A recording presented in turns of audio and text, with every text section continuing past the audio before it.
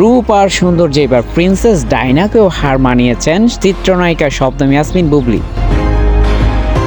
একদিকে বাঙালিয়ানা শাড়ি, অন্যদিকে hair cut থেকে শুরু করে স্টাইল এবং মেকআপ সবকিছু মিলিয়ে যেন প্রিন্সেস ডায়না। বাংলা এবং ইংলিশের একটা যেন কম্বিনেশন দারুণ সাড়া ফেলেছে নেটিজেনদের মনে। বুবলি মানেই যে নতুন কিছু, তা আবারও প্রমাণ করেছেন এই নায়িকা।